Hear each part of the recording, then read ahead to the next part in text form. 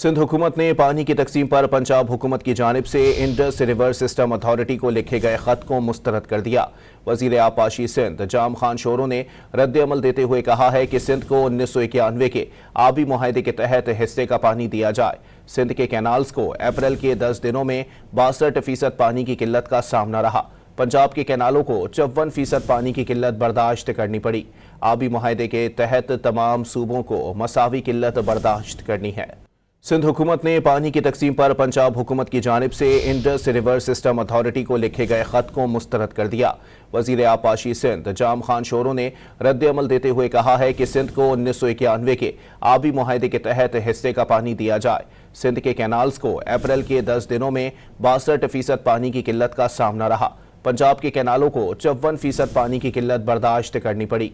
आबी मुआहदे के तहत तमाम सूबों को मसावी किल्लत बर्दाश्त करनी है।